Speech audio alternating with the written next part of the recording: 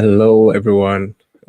Welcome to another episode of the Experience series. Over here, what we do is we try as much as possible to bring some of our colleagues who have gone through this very process successfully to come and then share their experiences with us. All right. To come and share their experiences with us, some of the things that they did right, some of the things that they did wrong, that they think didn't help them. And if you are if you will be able to avoid those mistakes or some of the things they didn't do right, is going to help you. So that is the main motive behind the experience series, to bring people to share their experiences with us. If you are here and you're watching us, then it means that you have that dream of pursuing your higher education in the United States of America or in Canada. Over here on this very platform, Iran Inspires, what we do is we inspire people to positively approach everything that they do, the entire process, through the school applications to even applying for assistantships and scholarships and everything. And so all we see over here is positivity, having that mindset that everything can be possible. As long as we have life and we are breathing, it means that there is a chance and there is something we can correct in our life. So I don't know where you've gotten to in life. I don't know the junction you have gotten to, but I was once there when I completed my bachelor's degree and there was no work for me, and I was wondering what is next for me. And it took a couple of time to sit down to realize that no, I don't need to sit down. The only thing that can keep me to or push me to that destiny I have always yearned for is to keep moving. So you don't stop. And one thing about life is like riding a bicycle. For you to keep your balance, you need to keep moving. So don't let anything stop you from putting in that application. I don't know what is, stopping you, but if it is monetary and you don't have money to pay the application fees, that is why we keep sharing schools that are waiving application fees. So you want to try as much as possible to put in your application. Is a recommendation. Try and contact some of the people who taught you. It is not only like the one you did your project work with, or like specifically some lecturers that can do it for you. You took about maybe 100 courses, or you took like maybe 50 courses throughout your undergraduate degree. All you need to do is, out of the 50, or even if it is 25 courses that you took, out of the 25, pick at least 3 or 4 people who taught you. Speak with them. Let them know your intention. Let them know your goal. Let them know what you want to do. And then some of them will come to your aid. So don't let the recommendation letters stop you from putting in the application. And don't let money also be a barrier. Because if you are able to take that step, bear in mind that it will end you well. Yes, I know people who have, gone through this process. It wasn't easy. Like, in terms of monetary, it wasn't easy. But at the end of the day, they were able to, keep moving. And today, I want you to know that if you will keep moving, we are here to support you. Myself, Aaron Inspires, the Freddy Fed, Kingsford Onyina, there are a lot of platforms that are there sharing information. So you want to do your possible best to also, harness this very information that we are sharing. Try and get some of this very information to keep you moving to put in that very application. Today, we have someone that is so dear to me. And like, I remember when I was putting together my program, that is the Start Right conference, which we organize in August. When we were putting together, I reached out to this wonderful lady, and she warmly welcomed my request to be part of the panel, and she joined, and it was so wonderful. I really like her proactiveness and everything. And today she's come to share her journey with us, what she did right, what are some of the things that she thought she put in place that really helped her to be able to secure fully funded scholarship to pursue her master's degree in United States of America, and currently in a fully funded PhD program. Yeah, so let's go and then bring our sister on board. Hello. Hello. Hi. How are you doing? I'm fine, yourself. Doing awesome by God's grace. Mhm. All right. So, my guest is here and your guest is also here. So today we are going to have an interesting time. She's going to share, her journey with us. Okay. So just relax in your seat. And if you have not shared the link yet with other people, I want you to share it with other friends. Let them also come on board to come and listen to some of the information that we will share here, which will go a long way to help someone. Okay. All right. Thank you very much. So welcome, my sister. Can you introduce yourself to us, to our lovely audience who are watching us right now across the globe? You want to introduce yourself. Tell us about yourself, like briefly, where you schooled, what you are into, and everything before we move into your journey to the United States of America. Okay, thank you, Mr. Aaron. Thank you for this opportunity to come and speak and share my journey. I see this as a reflective process because once you move forward, you forget about what happened in the past. But when you reflect, you realize that you've done a lot and you need to give yourself a tap on the shoulder. So thank you so much. However, I would like to start with my introduction. I'm Felicity Sena Dubache, a second year PhD student at the University of Maryland College Park. With the rhetoric and political culture track, where my research interest lies at the intersection of gender, feminism, and new media studies. I've discovered a Hmm. new interest in Black studies, but I'm hoping to see where that leads me. So that's a little about myself. Yeah. Oh, great. So let's go back to Ghana. Like, which part of Ghana were you living, and where did you do your high school?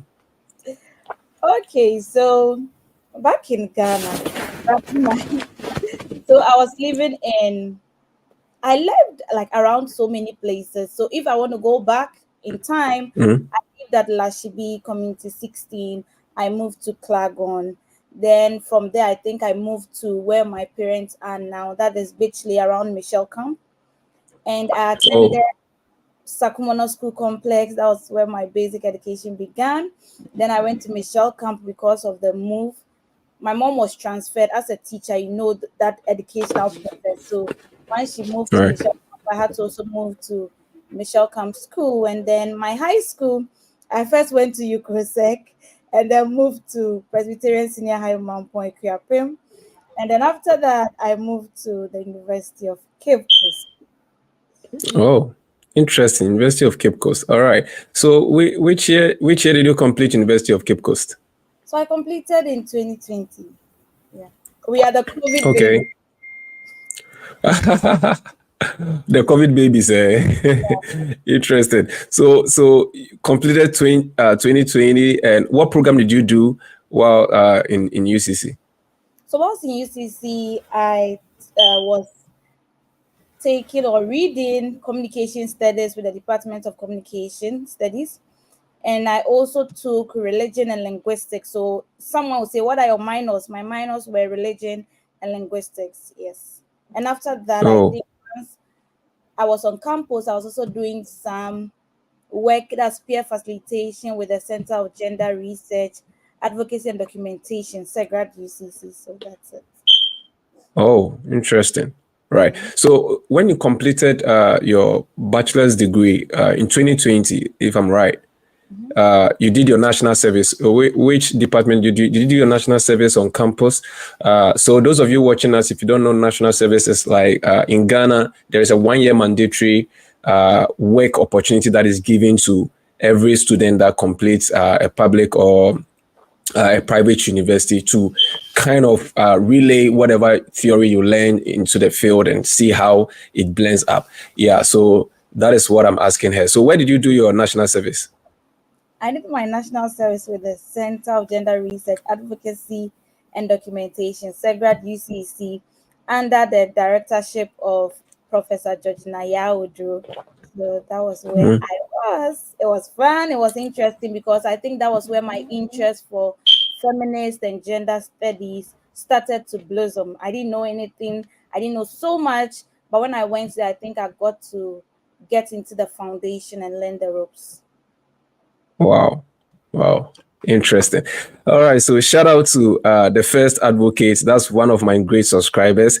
Is saying that we are present today. Thank you very much for being present. And I have a surprise for all my subscribers. So stay tuned. We are going to discuss it before I end this very session. Thank you very much. And then we say shout out to Street Bible. Wow, Street Bible. Charlie, it's a nice work, Aaron. Watched your interview with SVTV. Nice work. Oh, thank you. That's long. I think I did that interview back in December when I got here. Like I got here in July, started my program in August, and then yeah, in December I did that interview because I wanted to inspire other people that you don't want to be discouraged by your GPA. I'm not advocating for people not to study. I really love people to study. Like you have to come out well and make the grades. But then if you are listening to us and you have already completed school and there is nothing you can do about it, yes, indeed, you can't go and change it. You can't go and alter your results. So all I do is to inspire people to let them know that, yes, if you had a low GPA, that shouldn't stop you from pursuing your higher education or even pursuing your dreams. I completed with 2.58, but that didn't stop me. I kept moving and God came in for me and then things aligned. So don't ever give up on your dreams. All right. So Street Bible, thank you very much for tuning in. And then I can see Kojo Asante Jr. also giving me some love emojis. Thank you very much, Kojo. All right, so back to you, Felicity.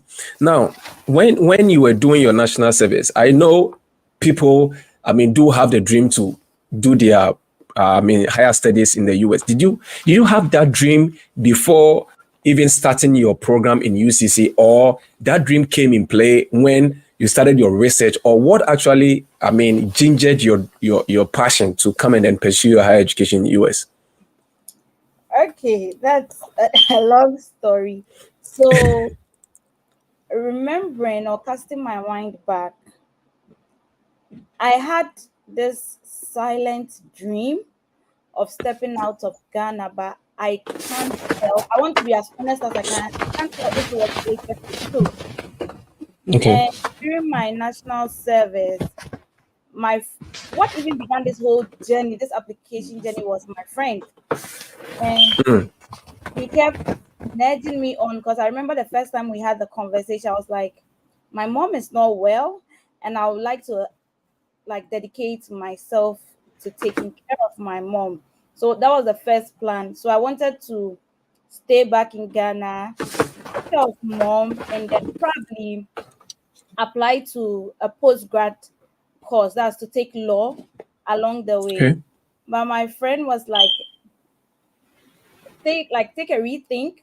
So I discussed it with my mom, discussed with family, and they were like, if you want to do it, don't let us hold you back. Go for it. And then the whole process began. So I can't say my journey began without my friend. He nudged me Mm. on, and that was how it began. Shout out to your friend. So is your friend also in the US now? Yes. Oh, so both of you moved the same year, or you came before her, or she came before you? Which way? So we came the same day on the same Hey, flight. hey, wow. So you see what friends can do. That is what I'm saying. That see, if you are watching us, I want you to. We are going to pause for just 1 minute. Now, I want you guys to just copy the link and share it with a friend. Please don't be selfish. You know this kind of mentality from Africa that when I'm doing something and I want to hide it from my friend, or I want to hide it from people, because when people begin to see like things wouldn't go well. See, that kind of mentality, guys, let's stop. It is not helping Africans. It is really not helping us.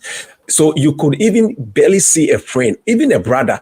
You will come across an information that he knows that this information, maybe Felicity qualifies for this very opportunity. Instead of him or her to share it with her, Felicity, he or she will never share it. And it's all because we are so greedy. Like, why? Why should it be? So please, I want you guys to pause right now, share the link with someone, let someone also tune in to come and watch. Like Felicity is rightly saying, the friends shared this very information, or they were doing everything together. And to God being so good, they all came to the US the same day on the same flight. How wonderful it's going to be. Did you have the same seat number? I guess you didn't have the No. same seat number. Okay, I mean No. that's fine. And what about your interview? When you were going for your interview, did you attend the interview the same day, or who got the visa first? So, Aaron, let me touch on something that you just said that made me think.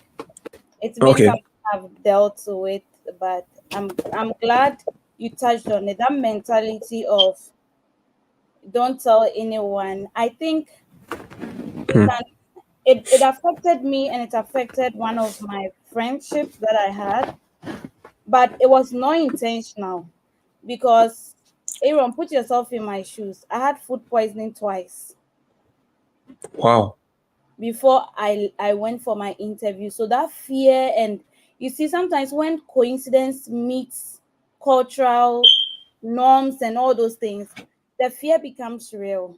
So for wow, that moves me into my interview. I was scheduled for an interview, but I think the weekend before the interview, I had another food poisoning incident. So I was admitted. I can remember calling my office secretary and telling them I was throwing up, like bringing out blood from my mouth. So I was rushed home. So for me, I knew I wouldn't go for the interview. interview. I was skeptical, and then I was like, okay, so that means what we are being told is true because it was Mm, bad. So going for my interview, I remember I went with my mom and my brother-in-law because I couldn't stand for long and they had to hold me. That was sad. mm, But wow, I was just hopeful because I told myself I might not be able to answer the question because I was sick, and I looking at my body, I was just afraid. But I remember Auntie Jane from Segrad calling me and telling me what's the worst that can happen? It's being denied. So I should just go. So my mom and my brother-in-law held me hand in hand and took me to the embassy. I was so weak. But as I told you, Aaron, when you first approached me, my story has been a yeah, story of grace.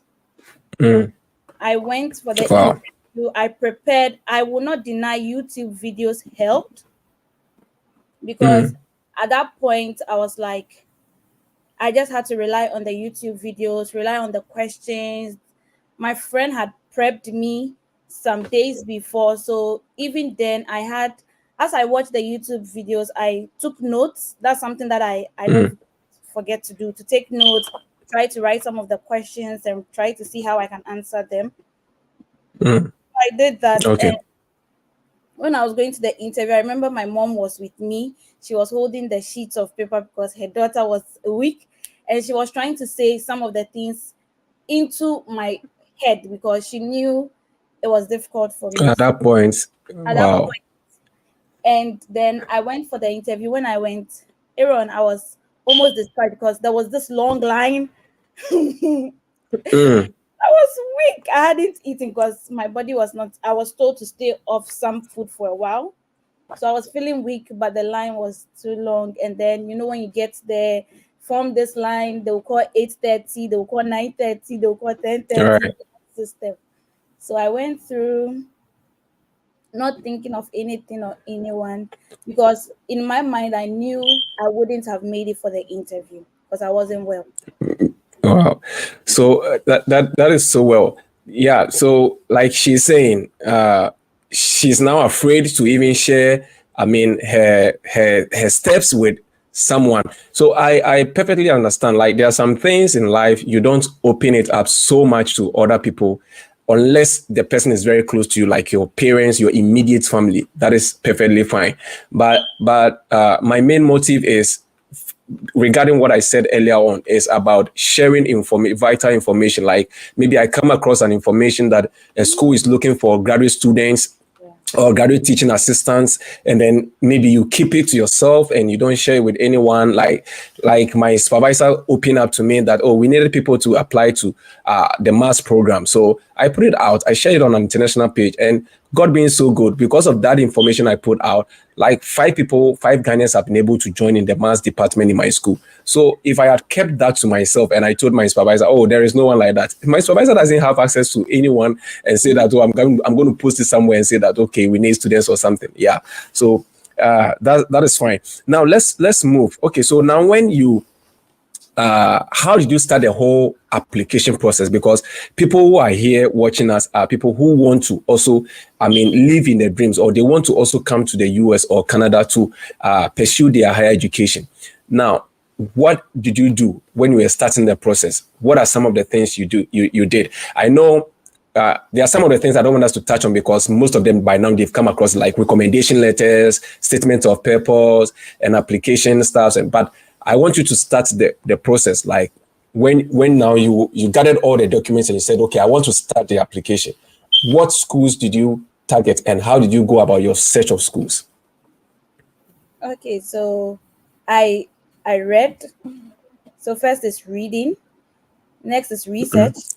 That was what I did. So to read and to research, and then I had backup information from my friend, from some members of Segrad who were professors and had some links. So that was it. So once I did that, I knew, okay, these are the schools I had potential with. And then I started to craft my SOP and all that people already know. And then when I started the application, at some point it was confusing. So I would call my friend and ask, what information is this? Because I didn't have information like this schools wanted these people. But it was when I realized, oh, I could apply to this school. And then I would try and tell my friend, okay, this are the school. What do you think? Then my friend would say, oh, look at this school too. So that was how we went about it and then started the whole application process. At some point, Okay. I stopped, to be honest. I remember in January, my friend called and was like, have you applied to this one? I was like, no, it's so cumbersome and stressful. So I stopped. And then my friend was like, no, I think they had almost a week or two to close application. So then he was like, just finish it. After all, you've started, just finish it. Then I snapped, I think we're on Christmas break. So I snapped into my laptop, tried to upload the last document because I had already informed my professors, just like you said, look for 3 people. So I did 2 professors and 1 person from Segrad because I wanted to have the balance. So that's what I did. I already informed them, so they were in the loop. And then I went in, put in my application, and then got it done with. All right. So now let's go to the schools. How many schools did you apply to, and did you get funding for all the schools? And how many schools did you even get into? So for masters, I applied to 4, if I can remember. One in Okay. the UK, I had partial funding, and Okay. then I applied to 3 in the US. I remember I started with Ball State, but I didn't finish.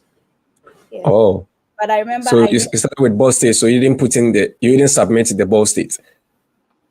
No, Okay. So which schools did you apply to? I did Wayne State, and I Wayne did State. Okay. Green, and I did Illinois. Yeah. Oh, okay. So you did Wayne State University, and then Mm-hmm. you did Bowling Green, and Mm-hmm. then you did Illinois. So Illinois, which of the Illinois? Is it Illinois State? I think so, Illinois State University. Okay, all right. So audience, we are going to look at both school, the 3 schools. Let me quickly check those out.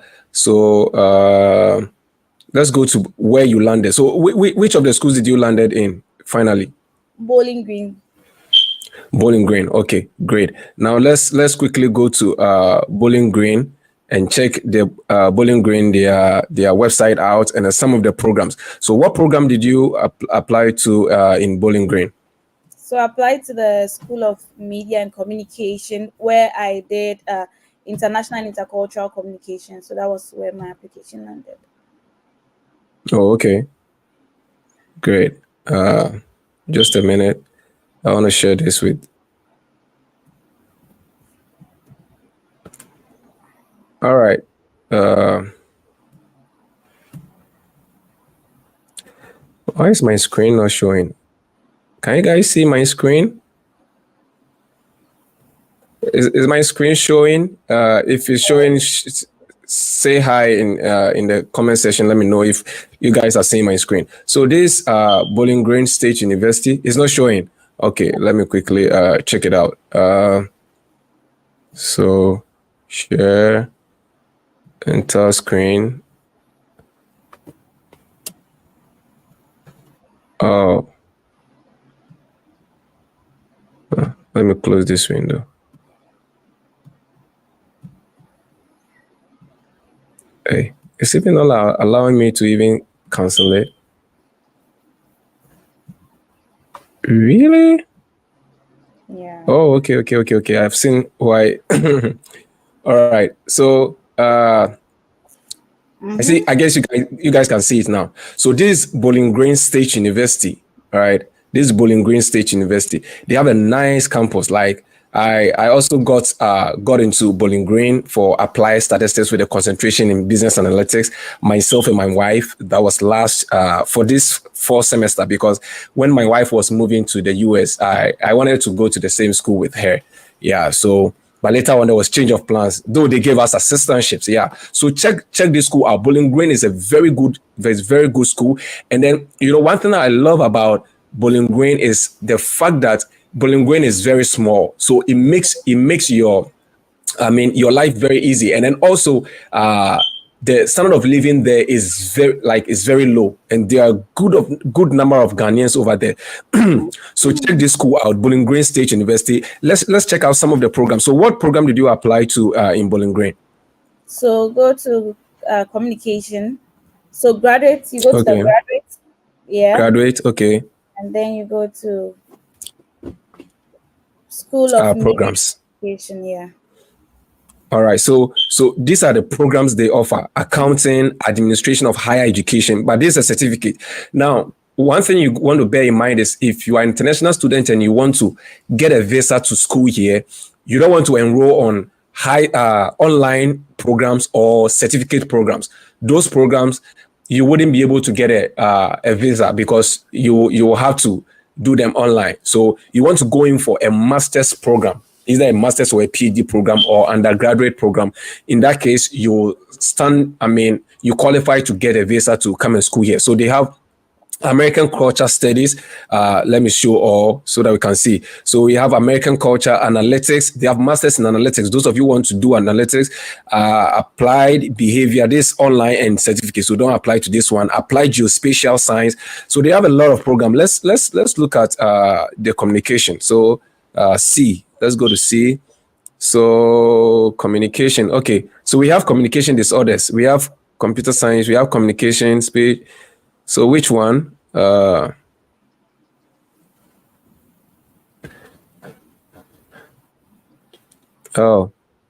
I can't see the communication. So look up School of Media and Communication, because we have it should show up. Okay, School of Media and Communication. Yeah. All right, let me search for that. Yeah. All right, let me go to M. Maybe it will be at media. Okay, media. Okay, media and communication. All right, so that's it. This is mine. Media, intercultural, and international. Okay. Okay. So this is the program Felicity applied for. And it said funding opportunities, competitive graduate assistantships come with a scholarship and stipend. GA positions typically entail working with faculty in classroom settings or assisting with research or other duties. Interesting. So when you applied, did you apply for assistantship separately, or when you got the admission, it automatically came with the assistantship? So in my SOP, I indicated that I would be glad to have an assistantship. So when my admission came, it came together with it. Oh, so you didn't separately apply for the assistantship for? Wow. Okay, so guys, you want to check it out, and like she said, she stated that in the SOP. But then one of the things that you want to, do is to find out from the program's director if the school requires a separate application for graduate assistantships or scholarships, or you are automatically considered. Some of the programs, they will say that you are automatically considered, because I don't remember when I was applying to Bowling Green State for the Applied Statistics program. For myself and my wife, I don't remember putting in a separate application for the assistantship. But then when the admission came, I think it was after 2 weeks, then I got this email that I've been selected for a graduate teaching assistantship position. And my wife also got the same email, I think 2 days after I got mine. So you want to check this school out. Now let's go to Wayne State. So Bowling Green, you apply to Bowling Green, and then you apply to Wayne State University. So Wayne State to this is the Wayne State website. Wayne State, how many, like what program did you apply to at Wayne State? Communication studies. The same communication. All right, so let's check out programs. So this how, I know some of you struggle when you go to the website of some of the schools to check out some of the things that we are talking about. So if you come to Wayne State, look at their website. So there's it. Mostly when you open, it will always be at about. So this is a nice campus. Wow. They have a great campus. Right. So you come to programs. So some of them have their bulletins here. So you come to programs, you click on programs, then you scroll. Some of the websites are friendly. They are user friendly. So if you click, you will see everything. Some of them too, you might not see even the academic programs there. So you have to probe further, right? So you can see over here, accounting, they are telling you all the levels that they provide for accounting. So they have Bachelor of Arts, they have Bachelor of Science, they have Masters, and they have the PhD. So these are programs that they do. That is, they have arts education, they have artificial intelligence. That's interesting. They have astronomy, they have audiology, they have cancer biology, they have chemical engineering. Okay, so they have communication. So was it a direct communication or communication sciences and disorders? No, communication. Communication. Yes. So there's the program. So communication. So this is the program that Felicity applied for. So this one too, did it come with funding? Did you apply separately, or how did you do that? I don't remember. You don't remember this one? Separately. No, I don't remember applying for assistantship separately, but okay. I think I forgot about it once I made a choice to go to Bowling Green. To go to Bowling Green. Oh, okay. All right. So now, so these are the websites for Bowling Green and then Wayne State. And then I think she says she went to Illinois State University with acceptance rate of 86. That is a very good school too. Illinois State University is also a very good school. If you are looking for programs like mathematics, actuarial science, communication, I know one of my good friend, Anne Amegahe, Amegahe also attended this very school, Illinois State University, and currently pursuing a PhD or doctorate degree in University of Kentucky. So yeah, you want to check this school. Illinois State University give good funding for international students. So check this school out, check Bowling Green out, check Wayne State University out, and you will come back to thank us. All right, so now let's come back. Now, when you were setting, what actually made you to choose Bowling Green over the other two? I can't really remember. But somehow I ended up in Bowling Green. So is it not about the scholarship, like, or even before the other ones came, you had already started the process with Bowling Green because Bowling Green gave you the admission earlier? Yes. Okay, so that was the case. So you were not in any dilemma. I think they were also proactive because they were responsive to emails. The directions were clear. So I think once I was getting that support and that feedback, I just went in for them. That's very true. You know, when you're applying to school and they are in constant communication with you and the rapport is there, it sometimes give you like, you feel like, no, this is a home. Now I need to be here. So even regardless of the other scholarships that will be coming, you still want to end up at that school. So that's perfectly fine. So now, after getting every document, you've already spoken about your visa process. So I don't want to go into that. But right after that, you started your visa application process, and then you got your visa. So on the D-Day, when you went for the visa interview, what were some of the questions that you were asked? Oh, okay. So if I can remember, first they asked me to introduce myself. which I did. I think I didn't even finish introducing myself. And then another question came that why that school?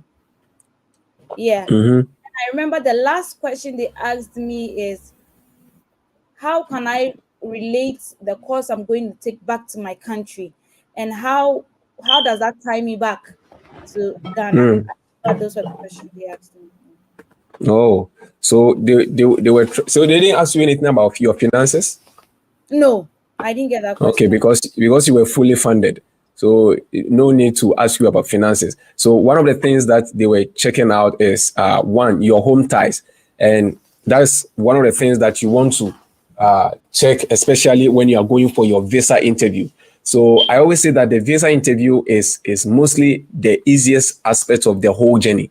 That is to my my philosophy or my perspective. From my perspective, the visa interview is the easiest because now you've gone through the process, you've done everything, you've gotten all that you need, every document that you need, and by the time you are going for your visa interview, you have all the legal right to apply for a visa. So you have applied for it, and they are just going to ask you questions based on whatever process you went through. So I know there are some people that go and they'll ask them, so how did you earn this very generous scholarship? And all you need to do is to tell the person how you earned this scholarship. So it's mainly like the visa interview is the most easiest because you just want to defend yourself why you need this very visa, and you should be good. So now when you got your visa, you moved to the US with your good friend, and that was interesting. Now let's now come to, before I ask you questions on when you go to campus, during your process from the beginning to getting your visa, is there any advice, if you were, to go back in time, you would have advised your old self? Is there anything you would have told yourself? In relation to what? Is it in relation to the It, application? right, in relation to the application. So I would say one advice I would have given myself is don't be afraid. Don't Mm, be afraid. And even whilst you were talking, I wanted to touch on something. I think people are afraid of the visit interview, and it's because of the whole anxiety and all the information we have heard. So it brings about a lot of fear. But I think one thing that we can hold, I don't know if you've also heard of this issue of fraudulent documents and all that. That's one thing right. this is from. I think one thing that helped me to not be asked about my finances also the document, because I uploaded my father's bank statement from I think 6 months. I uploaded everything. So I think Mm, I didn't have anything that would make them want to question me into details about that. So I think we should also be careful about the documents and make sure we have people checking to give us their second opinion so that we don't submit anything that will be called into question. So we should just try to do away with fear, because the fear leads to being quiet and putting 1+1 when you don't even have to do so. So right. yeah. Right. And mostly, we African, fear comes in, and not just Africans, but human beings. Like, fear comes in when you know whatever documents you are presenting, you are lying over it. So what I will tell you is, like she rightly said, don't go there with any fake document. Don't go and ruin the destiny of your generations, and they will have to ban you for 10 years or something. Please gather the documents you have, the genuine documents you have, and go and present it. These white people, they love truth, and they love people who are genuine, people who want to say the truth, not people who want to be hiding behind the scenes, or be hiding and then doing all sort of things. So please do your possible and put in the right document, because if you put in the wrong one, in the long run they will fish you out. Like these four Ghanaians who have this court case. I think I've not even followed up on this very issue. I don't know how it has ended, but they came here, and some of them had even done their 1 year, and they were on the dean's list, but that doesn't stop the whites from, or the school from, probing further to know that they actually applied with false documents. So please make sure you do the right thing so that you don't, ruin your future. Okay. All right. So now, you did everything. You have now landed in Bowling Green. How was it like where the first time you touched grounds in Ohio? I know Bowling Green is located in Ohio. So how was it like when you touched grounds? And then now when you started your program, how was the balancing like? You were in a new environment. You were now, I mean, very cold and all sort of stuff, but and you've left your family home. How was the whole feeling within that very period? Okay, so I remember I touched down 15th August because I left Ghana 13.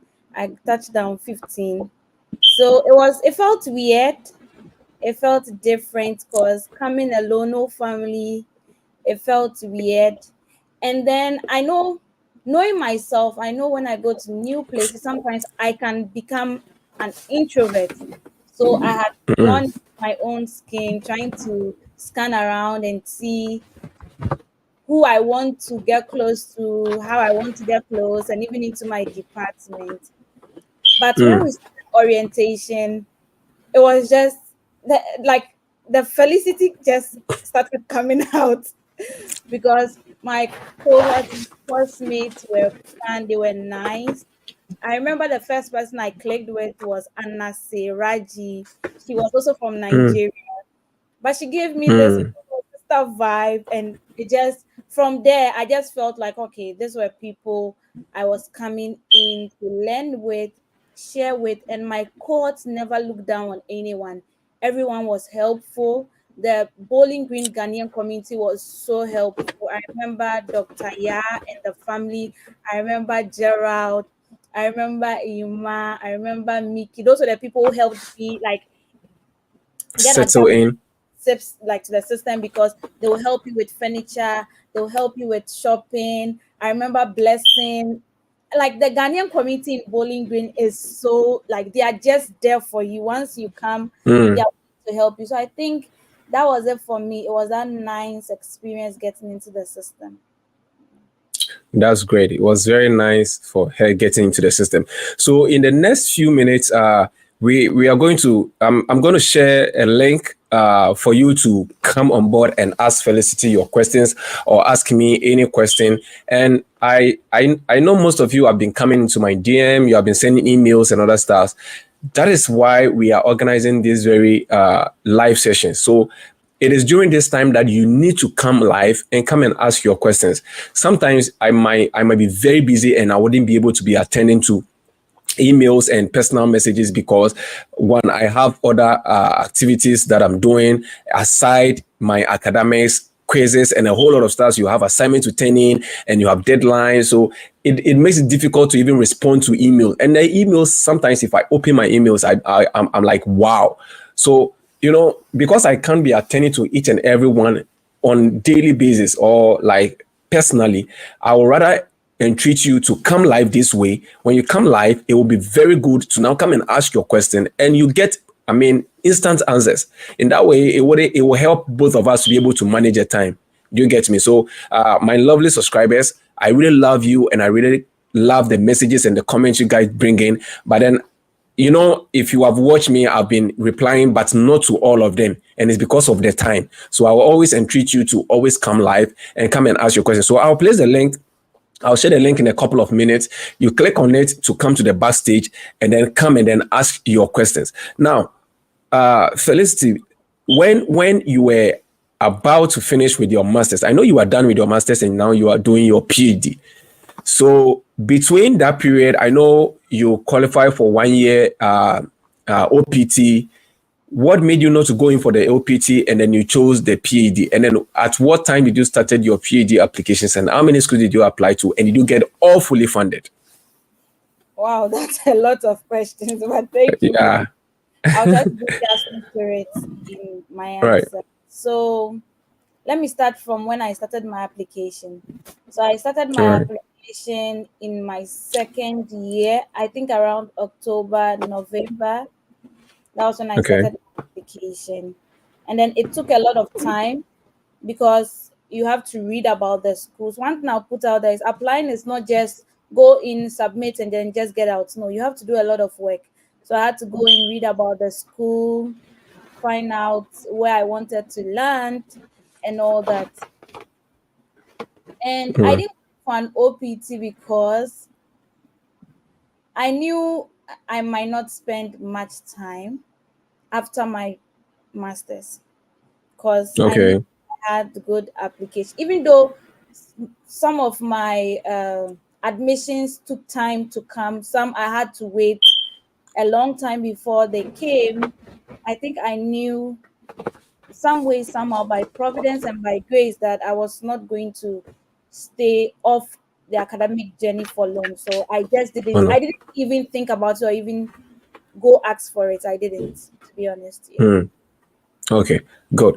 So now, which university are you currently pursuing your PhD, and is it fully funded? University of Maryland.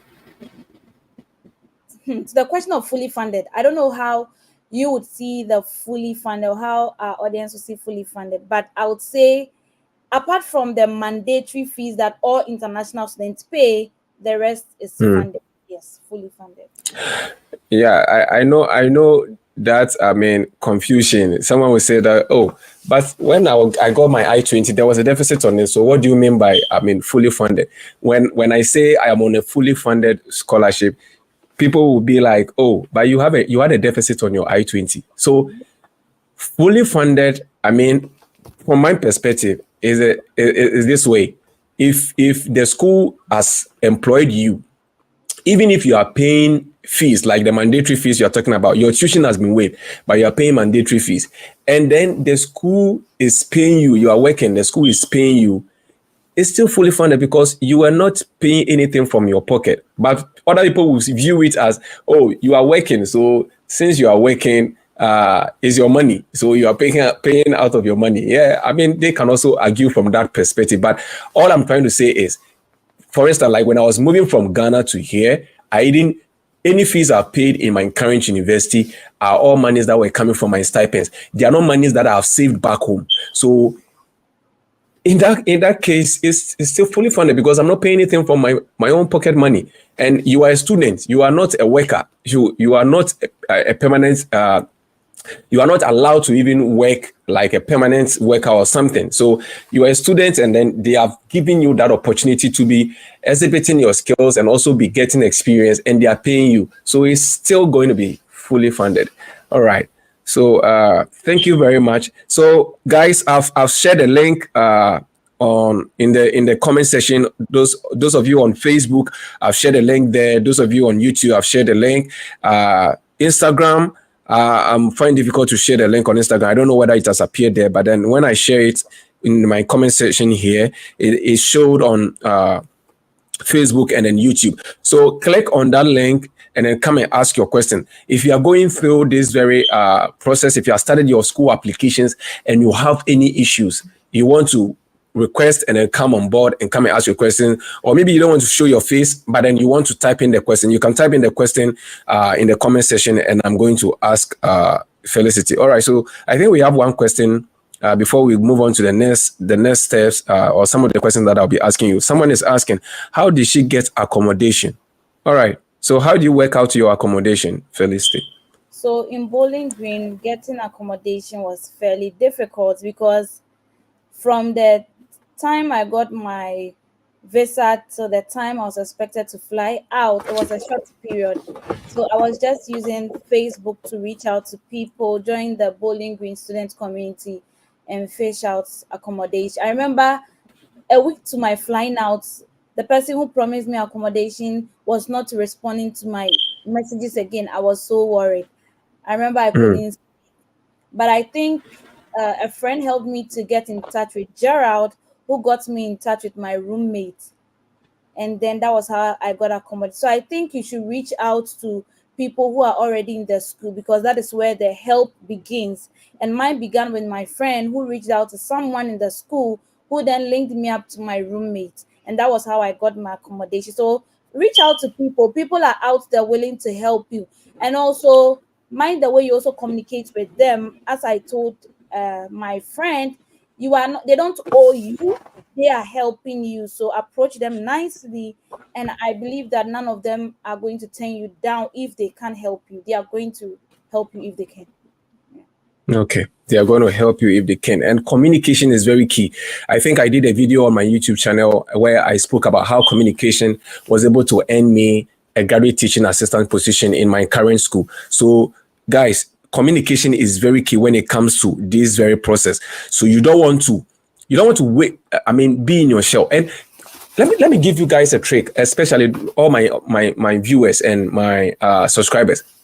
Listen, when I was back in Ghana, what I was doing was when I realized that the email wasn't working. I mean, I send email and sometimes no one gets back to you and you need information, urgent information. What I do was I will do MTN IDD bundle, the one that allows you to be able to call international lines. So I'll do MTN IDD bundle, then I'll check the time frame. So currently it is my time is 11:53 here in Texas, and I think it's 12:53 at your place, Maryland, if I'm right.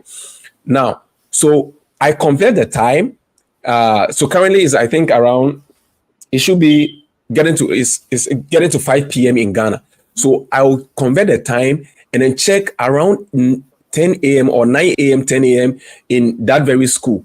Then I'll call them, right? I'll take my phone and I'll call them and I'll speak with them. And even that way, it was even helping me to, understand their accent, because sometimes, the language barrier, we are all speaking English, but when you get here, it will shock you that an American will speak the English and you wouldn't understand anything. So that was where I started adjusting myself, because sometimes I'll be on the phone and I'll be talking to them, but Charlie, all that they are saying, I don't get anything, no.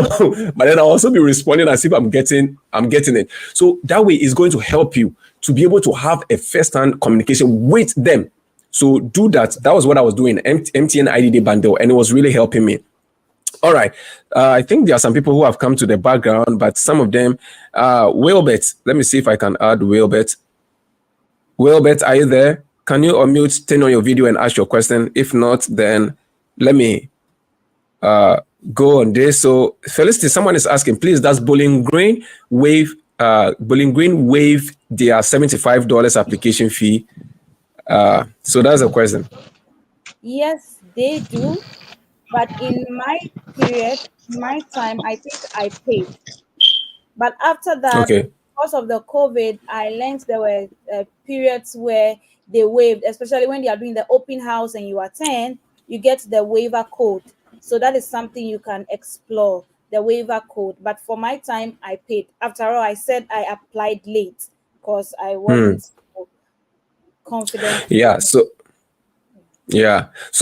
yes, and it's not like most of the schools don't waive application fee. I said one thing about Americans is seek the information. So the information will be there, but they wouldn't come and put it out there unless maybe it's like Felicity was saying, an information session, and then you attended and they waive application or something. If not, ask them. So go to the admissions department, pick an email and email them. Please, do you offer application fee waivers? It is not wrong for you to ask. The worst thing that can happen is, no, we don't offer. And that is it. The best thing that can also happen to you is they will say, oh, yes, we offer. So do this, do that, and you get your application fee waived. So why don't you sit there and then you exaggerate without asking? So please do your possible best and ask. And like I said, if possible, do the MTN IDD bundle and then call them and ask them. All right. So Wilbert, please, can you ask your question now? Okay, good evening. Good evening, Wilbert. Go ahead. Can you hear me? Yes. Yeah, we can hear you. Good evening, Felicita. Good evening, Aaron. Okay, my name is Wilbert. I'm joining you guys from Nigeria, Lagos State. Oh, shout out to all the Lagos State people. Since earlier this year, I've been following Aaron on Facebook. I've been watching your videos on YouTube. It has been inspiring, and it gave me some hope in my applications I've put on. Like I've applied University of Hopkins University. Hopkins, okay. Clemson University. I've almost 4 schools now. Oh, great. And they waived the application fee for me. Okay. All the four schools. I studied mechanical engineering. Yes, I studied Oh. mechanical engineering, but I'm going for my master's in mathematics. Hmm. Okay, I'm asking for the school from for the University of Maryland. Do they waive application fee? Okay, so University of Maryland, not all the departments waive application, but some do. And as Aaron said, you have to reach out to find out. That's something I'll let you know. Reach out to find out. Because some of the departments do, and they ask you to write a letter showing why you qualify for the waiver. So you have to reach out to get the information. Okay. It's not stated in blank that, oh, we waive. No, you have to reach out to find out, and then they'll tell you the things you need to do to get the waiver. Hmm. Okay. Okay. All right. So whoever first, I hope you I, you got it. You have another question? yes. And two, I'm having Okay. challenges on my recommenders. My recommenders, they are not responding, and they are making things frustrating for me. But in all, I keep on pushing and hoping they will reply for me. Because some of them are demanding Right. money. I can imagine that a lecturer that taught me is demanding money for me to write, for him to write recommendation letter for me. I can't. It's so bad. Like, Yeah, they have seen that so now. depressing. I was like, what happened? What is They said happening? road journey is a hot cake. So now we have to also make money from there. So they also, I mean that's fine. So what you can do is it's not only people who have taught you that can do the recommendation for you. So if you have a TA, so what I did for Bowling Green State University, when I was applying, I made one of my TAs, people who have taught me, not only my lectures, but people who have taught me as a TA. I made one person. She was doing her PhD in US, so I made her to also write a recommendation letter on my behalf, and it's accepted because they are looking for people who have, I mean, tested your academic ability, right? Or your IQ level, and not your IQ level, sorry, but then like your they can tell something about you, right? So either those people or even where you worked. So if you did your mandatory national service in Nigeria, wherever you worked, those people can also do a recommendation for you. So don't just focus on the lecturers and then let it affect you in putting in your application, because I know sometimes it can be very, very difficult. Okay. Okay. Where I work as a data analyst, and me telling them that I'm applying for this school, it shows that maybe I'm I'm I'm I'm not good with the job. I want to go. That kind of a thing. That is what the thing is making me not to tell Oh, them to write it for me. tell them.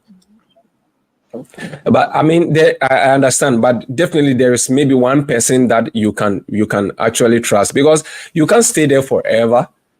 That is the truth. You can't stay there forever. You definitely have to move on in life. You can't say that you're going to stay with that job till.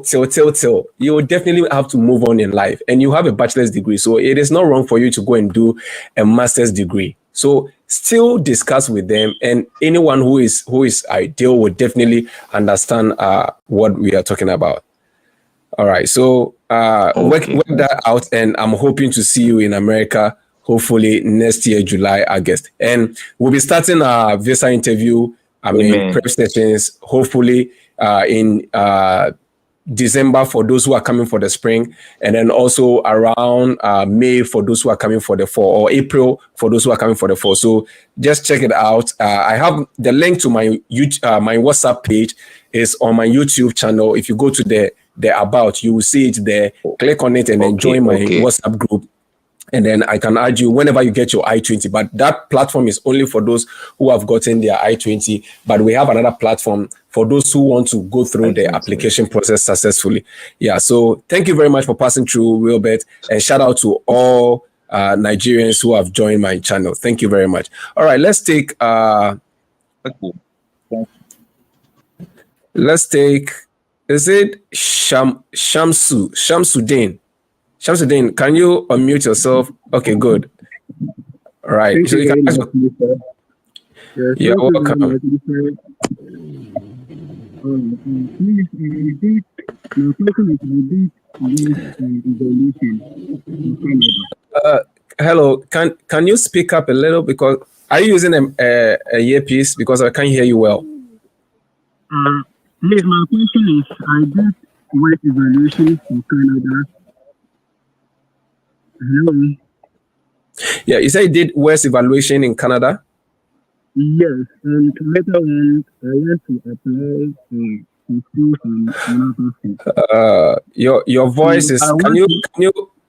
can you exit and come back again because your voice is not helping at all. So I want you to request again. I'm going to kick you out and then I want you to request again. Shamsuddin, I want you to request again and then come on board.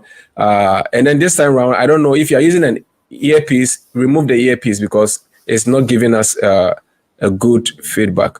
All right, so Felicity, let's answer some of the questions in the comment section. So someone is saying that, well done. My question is, I have a low GPA in MPH, less than 3.0, but I have more than 3.0 in my undergrad. Should I do another MPH again because I'm intending to pursue my PhD? What's your advice? Okay, so my advice is, where do you want to end up with, and where do you want to be in your academic journey? Education is not a competition, neither is it a rush. So if you feel that your low GPA is going to affect the potential of your application for a PhD, I would advise you to do additional certificates that strengthen your application. Or if you want to go with the second masters, you can do it. People have done it. I have mentors who did two masters before going into the PhD and they are now professors. So you have to weigh your options. If I were in your case and I was applying to Maryland, I would say having a low GPA would not get me into Maryland because it's highly competitive. So if that is the case, probably I'll apply with my undergrad and apply for a direct PhD with the undergrad, or I would do other certificates to strengthen my application. So that when I'm writing, I can argue the case that I have other certificates that prove my academic intellectual strength aside my GPA. So it depends on the path you want to take. I don't want to give you a close-ended answer where you hold on to it and you'll be like, oh, she said this. First of all, start with yourself. You know yourself, you know your strength. Weigh your options and look at the schools. Some schools with a low GPA, they won't take you, but some schools, they look beyond your GPA. They are looking at your expression, your other certificates, your qualities, your extracurricular work. So if those things will argue your case for you, then apply with it. But if you feel this school is looking at high academic performance like R1 schools, then I'll tell you to sit and look at the plan B. Yeah. All right, look at a plan B. So, like you heard, do your possible best. And I mean, there are many ways to kill a cat. So, like she said, weigh the options, see which of them is going to really help you. If it is going for a second master's, you can combine the master's certificate or transcript you have now with your undergraduate and apply for a second master's. Not necessarily for you to come and do a PhD, but you can apply to come and do a second master's.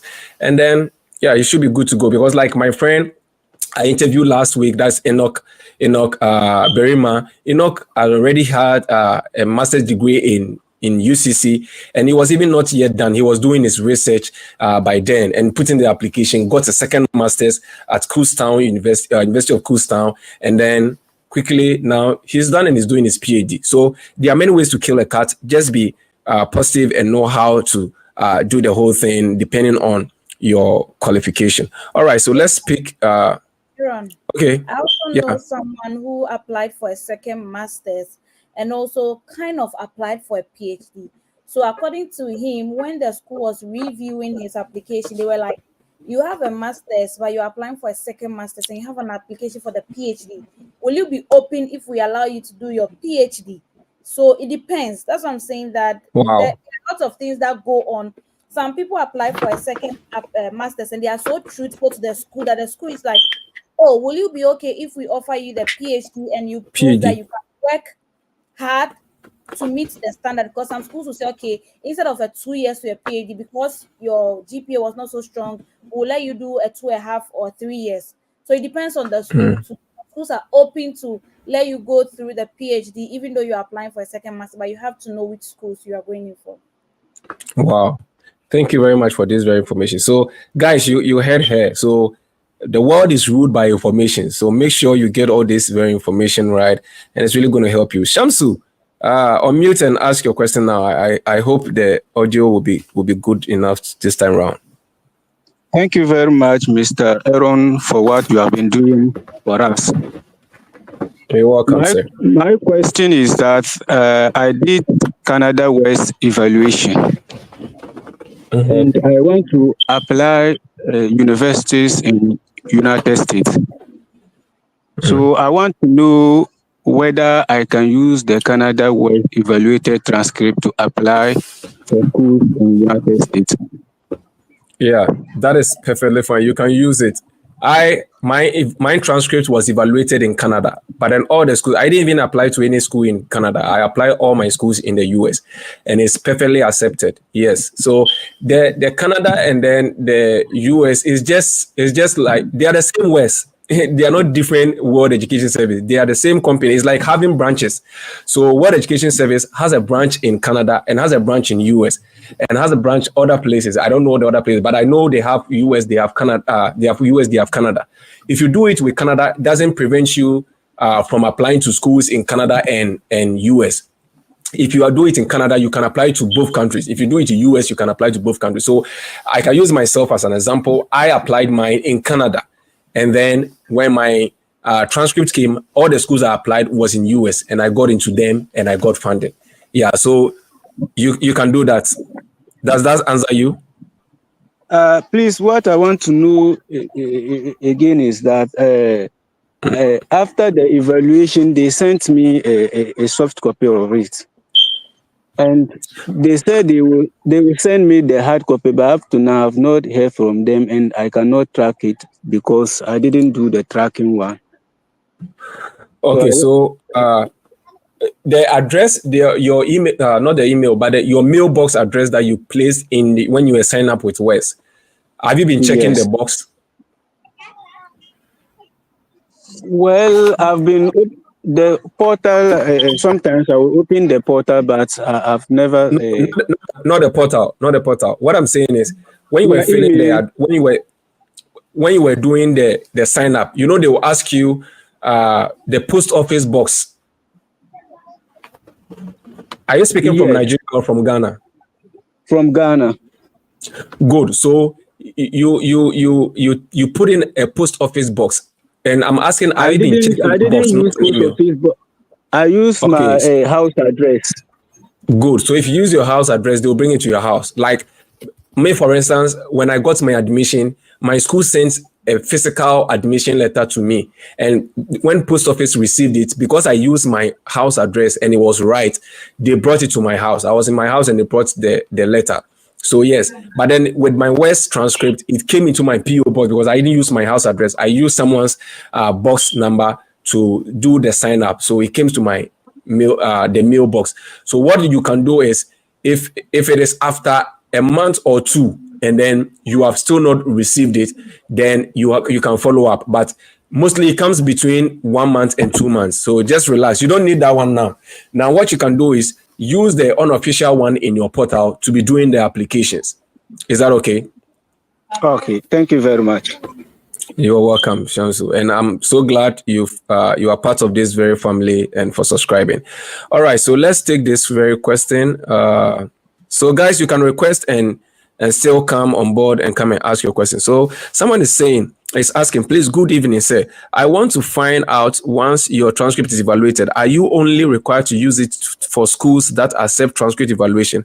I'm asking this because my GPA is 2.7 and evaluation is the only option that can boost. No. So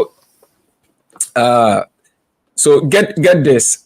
It is not only, and this to Tete Patrick. So it is not only schools that require an evaluation that you can apply to. So Bowling Green State University does not require an evaluation. But when I was applying to Bowling Green for myself and my wife, we used our West transcript, not the original transcript. So yes, you can apply to schools that do not require, and that is the advantage about the whole thing. If the school doesn't want the evaluation, they will point blank tell you that, oh, we don't accept any evaluation from a third party. We do our own internal evaluation. So give us your original transcript. Yes, some schools will tell you that. Like, I applied to Youngstown State University located in Ohio. I did that school, and they told me that they don't accept the West, so I should send the original transcript. So I sent it to them, and they said no, they can't give me admission based on that, and that is perfectly fine. So some of the schools, they will tell you that we don't accept, but you can use it to apply. So yes, go ahead and apply, because Bowling Green State doesn't require an evaluation, but then I used that to apply for the master's program, and I got it, and I got funding for it. So Tete Patrick, take note of that. Then Joanne is saying, hey, this very long question. Hello, Aaron. I applied for admission at Texas Tech for public administration. I had application waived and GRE waived as well, but unfortunately was denied. Is it your visa? Okay, but unfortunately was denied. But then same school gave me different admission for masters in interdisciplinary studies, where students have to design their own program of study, but there isn't any form of graduate assistantship. You will have to apply to different departments. Please, is there anything else I can do to help get some funds? So some funds, what I mostly say is, you don't necessarily want to apply to your department only.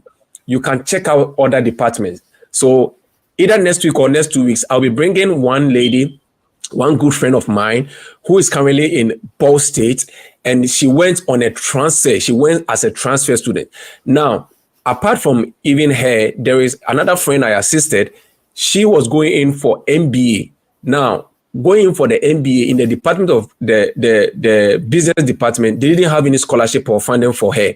But then she got a funding opportunity at the graduate school, and she was working as their communications officer because she had a communication background. Do you understand it? So it's not mandatory that if you have been admitted to the mathematics department, it's only the mathematics department that can fund you. I know my good friend, the Freddie Fett. When Fred was doing his second master's at the University of Kentucky, he was working with the transport department, but then he was doing MPA. So you get the whole thing. So it is not, there are a lot of opportunities or funding opportunities in a lot of departments. All you have to do is, like I keep saying, reach out. Don't stay in your shell and say that, or don't get some false information from other people where they say that, oh, it's only your department that you need to get your funding. No, get your funding from any department only if you qualify for it. So just put in that application. So I hope that answers your question. If you are still live, Juan.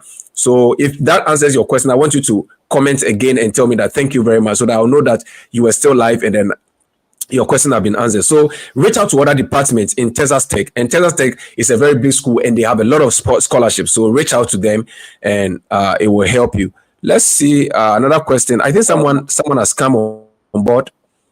Aaron. Yeah. And I think some on-campus jobs are also there for students who do not have like their department funding. So okay, I think the person can explore that, because they pay you almost equally as an assistantship will pay, sometimes even higher. Because a friend of mine was working with another department and also her department paid higher.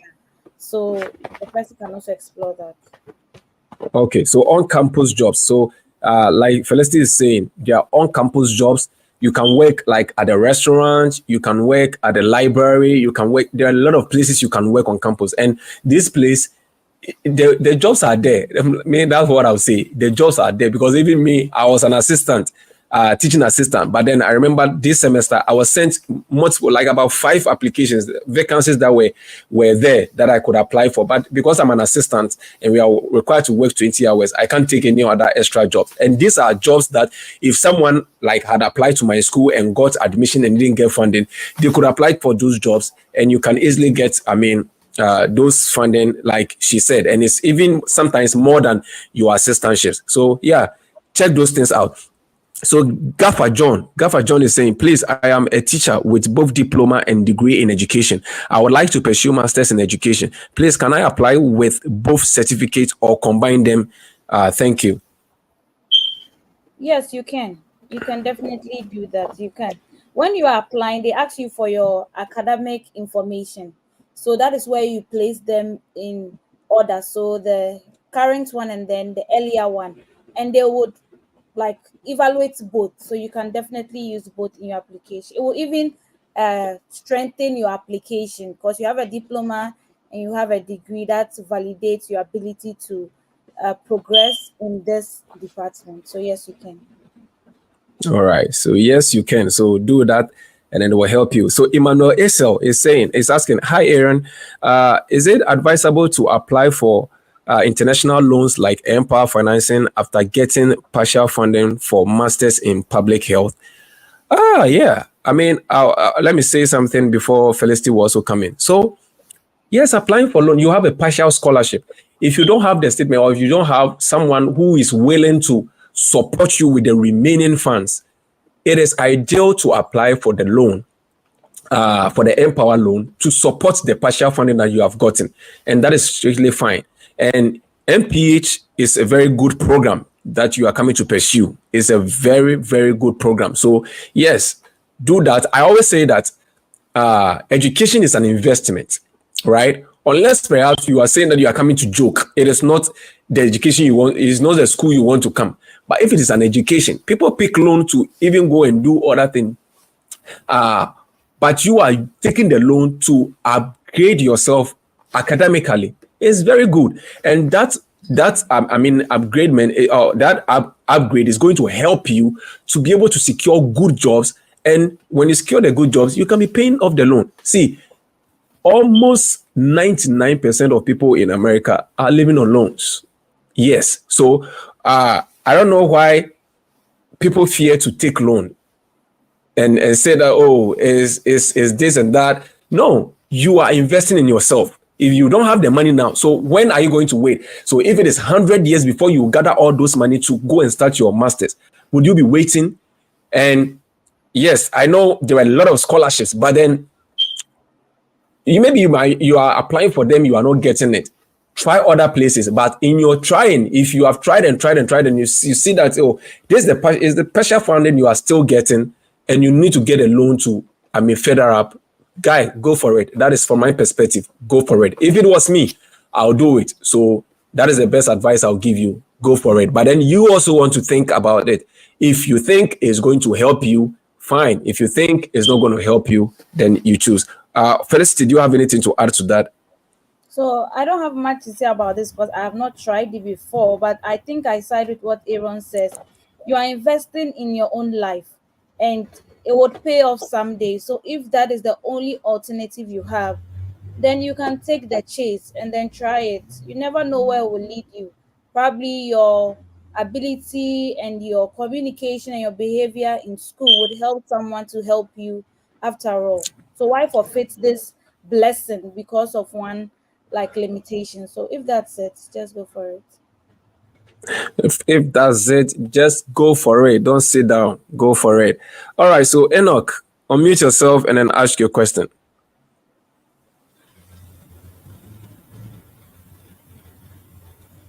Enoch, sorry, can you hear me? Enoch, sorry, can you hear me? All right, Enoch cannot hear me. So when you hear us, you can unmute and then come and ask your question. Let's check this question. Someone asked a question. We have just 10 minutes to wrap up. Exactly 1 hour 30 minutes. We are ending this so that people who are not live yet right now can watch it later on. Okay, so someone is asking, good evening, Mr. Aaron. Please, I have an HND and ND in accounting. Should I evaluate both of them with WES to a single to be equal to American standard? Yes. So don't evaluate only the HND. Add them. One of the thing is that when you apply for a transcript evaluation, any transcript you have, I don't know for SHS, and I'm here to bring someone on board to answer some of the questions.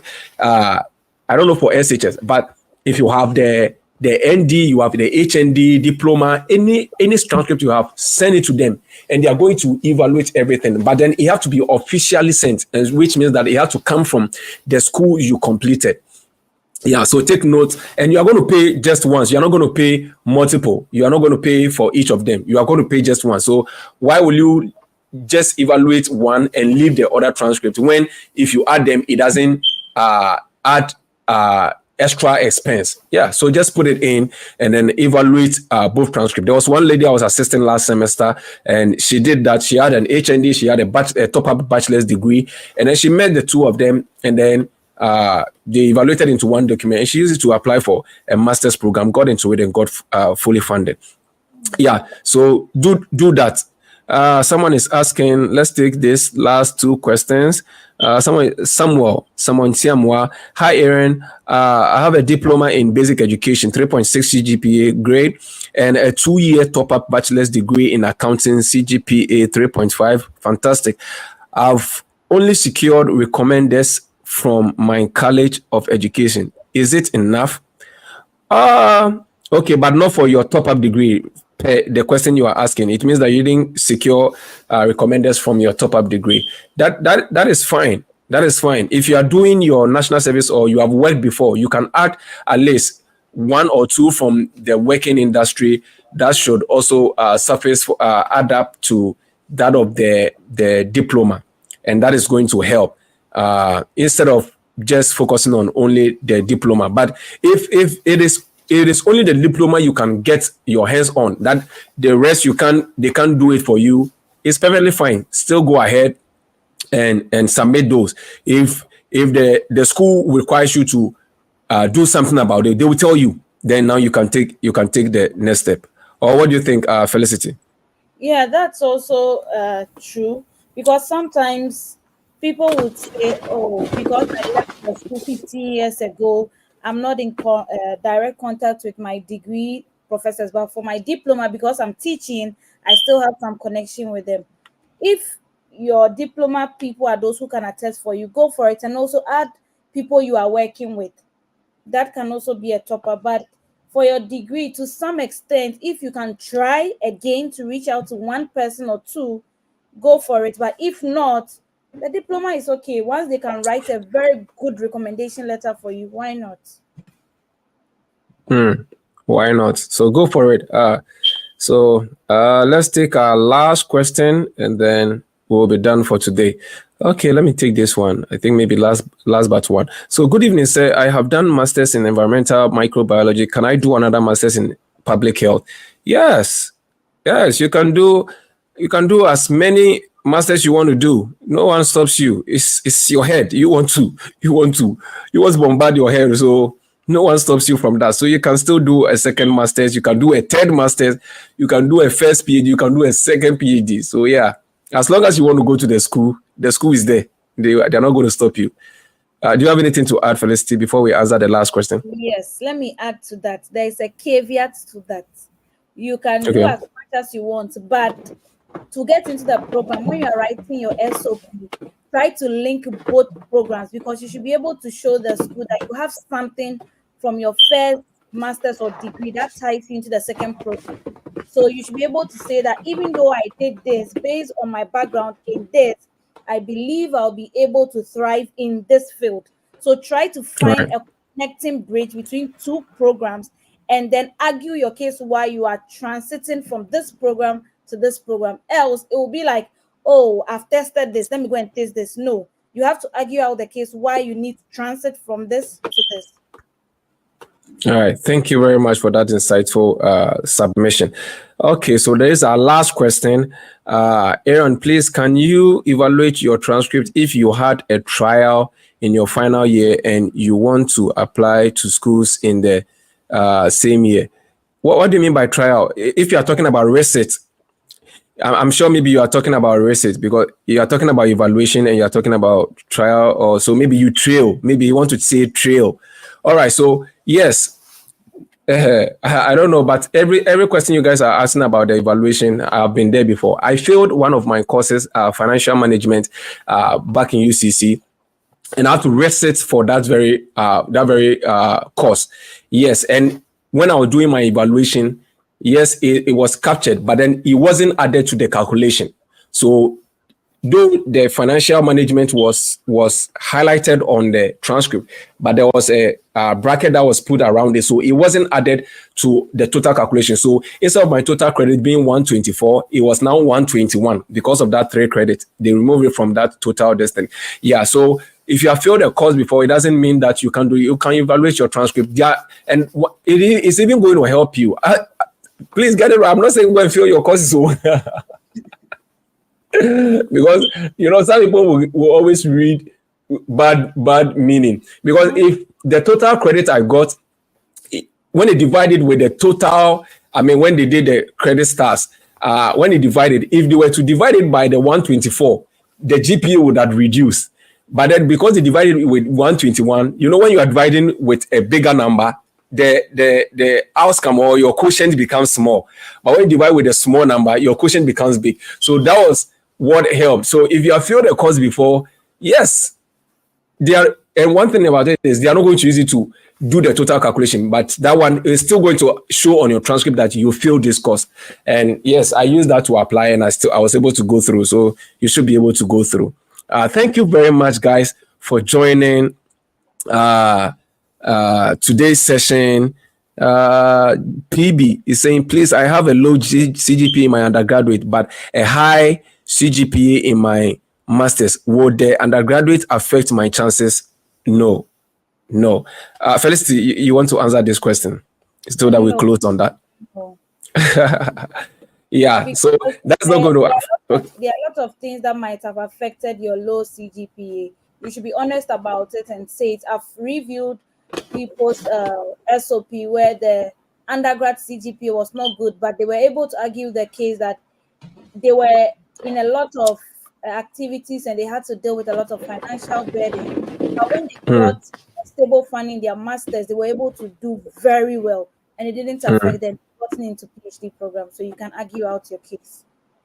Wow, you can argue out your case. So yes, you can apply, and that shouldn't affect you. And like she rightly said some time ago, when we were in the middle of the conversation, that they look at the application process or the application. The admission, selection is done holistically. So they are not basing on only your GPA and then leaving your experiences. They are not basing on only your experiences and leaving your GPA or your other stuff. They combine everything from your statement of purpose, your recommendation, your CGPA, everything, your experiences, your resume and everything. They combine everything, and then now they can weigh that, okay, so Felicity, combining everything, surpasses that of maybe Aaron or that of Eric or whoever, and then they now give the admission and the funding to Felicity instead of the other two. So they look at everything holistically, not the GPA wise, and not only resume, not only recommendation, but everything coming together. So thank you very much for joining. And this person.